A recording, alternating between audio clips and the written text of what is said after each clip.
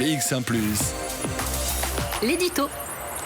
23 juillet, dernière émission de la saison. Pour toujours plus d'actu, c'est le début de la pause. Ah, les vacances, on ne va pas vous mentir, il était peut-être temps. Quand on travaille encore à cette date-ci, après le 21 juillet, on se sent parfois un peu seul. Enfin, ce midi, on a une pensée tout de même pour toutes celles et ceux qui ne peuvent pas partir en vacances, qui n'ont pas la possibilité de prendre des congés, à celles et ceux qui vont devoir déblayer encore les eaux qui sont montées, à celles et ceux qui pleurent encore leurs disparus, à celles et ceux pour qui la pandémie reste un frein pour pouvoir s'évader. Et puis il y a les autres qui vont pouvoir en profiter pleinement et faire de nouvelles rencontres. Rencontres avec distance ou pas, rencontres sexuelles ou pas. L'été est souvent propice aux nouvelles amourettes et au partage des plaisirs du corps. Cela dit, quand on veut, on peut le faire avec le respect et le consentement. N'attendons pas le soleil pour faire jouir nos partenaires. Ce 23 juillet, c'est une étude intitulée Le cul en 2021 dont on a envie de vous parler. Elle a été réalisée par une mutualité française, mais elle peut faire écho chez nous.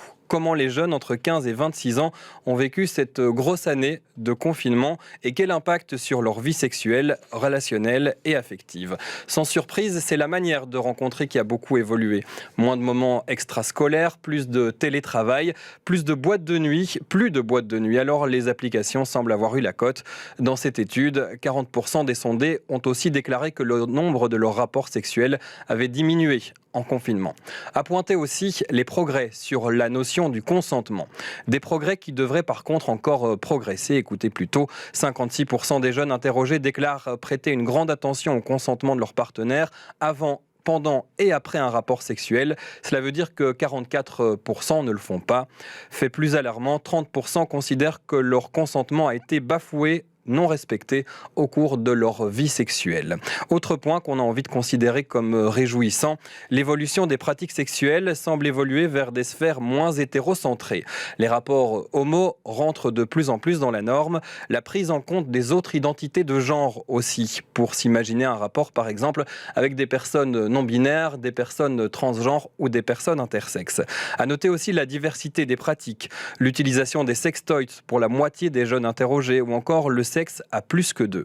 L'envie de s'interroger sur la monogamie et d'envisager, par exemple, le polyamour. Sortir des schémas normés, donc pour plus de diversité. Cette étude française montre qu'on avance doucement, mais sûrement. Alors aujourd'hui, jour de vacances, vendredi ensoleillé, propice à la rencontre, on a envie de rappeler l'importance d'avoir des modèles qui sortent de la norme pour que chacun, chacune puisse se sentir bien dans son esprit, bien dans son corps, bien dans son orientation, et cela même avant même d'envisager un premier rapport. Rappelez que ce n'est pas parce que votre fille commence à côtoyer un garçon qu'il va devenir son amoureux, que peut-être elle préférait être amoureuse de sa voisine, et que la voisine aussi, et que peut-être qu'un jour elles vont se marier, puis divorcer, ou qu'elles choisiront d'être contre le mariage, mais rester ensemble toute leur vie. Laissez la place aux autres pratiques, qui ne sont pas nouvelles en fait, qu'on tente juste, dans une société plus égalitaire, de faire respecter.